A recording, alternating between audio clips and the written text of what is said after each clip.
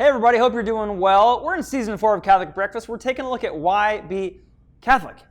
One of the marvelous reasons to be Catholic is because of how we understand how divine revelation comes to us. So I want to answer the question of why are we not Bible alone people?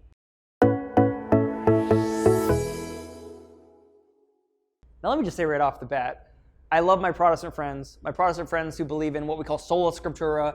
Revelation is in the Bible alone. I love them, but this is where we disagree on how revelation functions in the life of the church and in history. So here's, I think, a first reason why Catholics are not Bible alone people. And it's this. The Bible teaches a broader approach. So the Bible itself teaches a broader approach.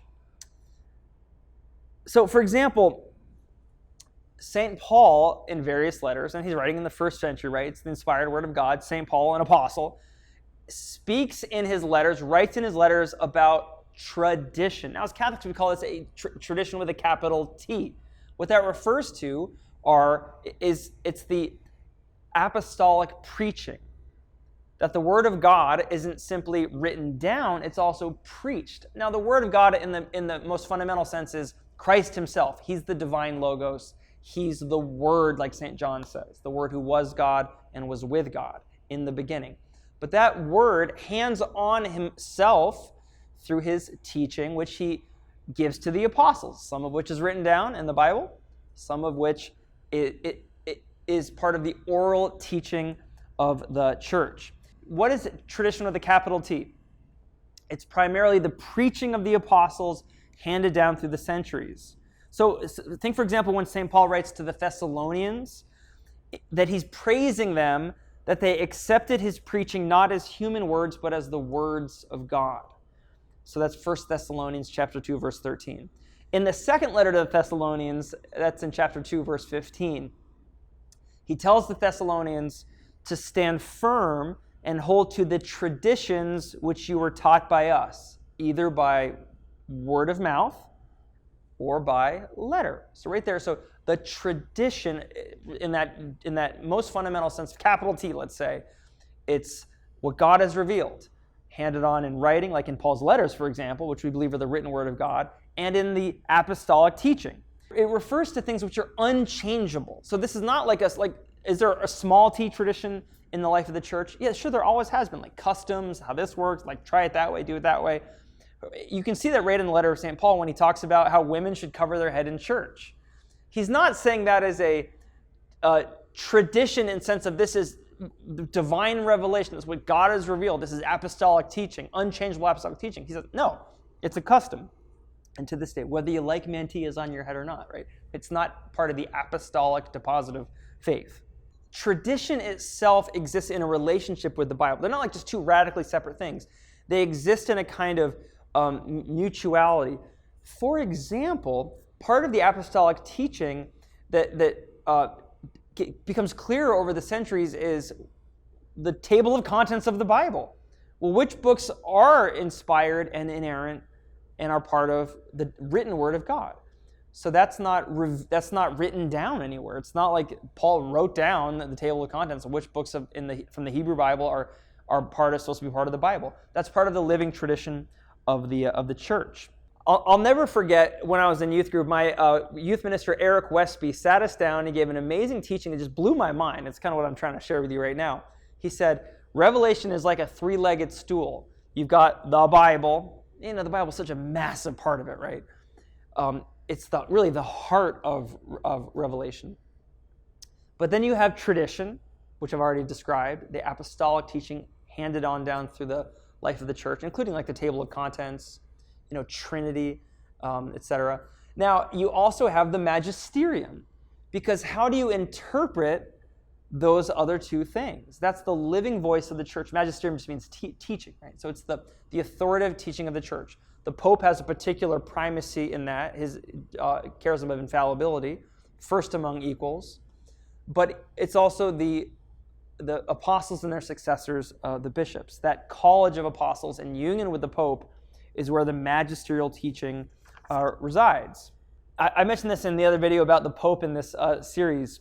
But again, this teaching authority, the magisterium, that refers to what Christ gives the apostles, and you see it witnessed in the scriptures, like in Matthew 16. That one's specifically for the teaching authority of the Pope. What you bind on earth is bound in heaven. What you loose on earth is loosed in heaven. The grace of infallibility means that Peter and his successors will never be allowed to let the church fall in her official teaching into error. So that's how the magisterium, that one leg of the stool, it's not a great analogy, but that one leg of the stool makes sure that the other two, the written word of God and then the living tradition of the church, remains intact. In Luke 22, Jesus prays for Peter that his, quote, faith may not fail and that he will strengthen his brothers. So that's the grace of the Petrine office working in union with the other bishops. The objection I think you hear from people is that, no, you just need the Bible, right? That's the classic Protestant one, of the doctrine of private interpretation. It's me reading the Bible, and that's how I understand what God has revealed. I think a second objection is, well, you only need the Bible, and then you need the witnesses of like the church fathers, the early centuries of the church, when the faith was like pristine, maybe before Constantine and that kind of thing. To the first point, it just doesn't work. So the principle of private judgment, it doesn't work in the sense of it doesn't keep unity of doctrine and unity of the church. Because people always have to, if they're just interpreting the Bible privately, there's always that terrible decision of, okay, you think that and I think this. So either we're going to stay together and we're not going to believe the same things, or you're going to keep your belief and I'm going to keep my belief, and we're going to go in two separate directions. Even in Luther's lifetime, by the way, the thing started to fall apart, and Luther himself started to recognize this is really problematic. If everyone is interpreting the Bible however they want without a magisterial authority, you start to fragment and you essentially get everyone is his own pope. So the second thing, well, then can't you have an answer like, okay, it's me and the Bible plus the church fathers, for example. You know who understood the problem of this so well? It was St. John Henry Newman, who said, he loved the fathers, by the way. He loved St. Augustine and John Chrysostom and Gregory of Nazianzus and St. Irenaeus and St. Ignatius and all the church fathers. Say what you want about the church fathers. They all have one thing in common. They're all dead. None of them can stand up now and as a living voice, here and now, in this place, in this time, speak with authority. Here's an analogy that I have found helpful. It's the analogy of a family. So imagine you find a family's photo album. Think of that as like the Bible.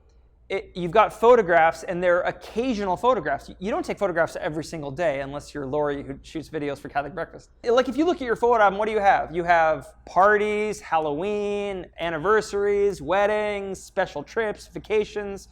But if someone just thought that told the whole story of your family, they think you had a pretty weird family. All of the books of the Bible are occasioned by different things. The letters of the New Testament are occasioned by crises in different areas. It's not trying to tell the whole story of the family. The family is the point.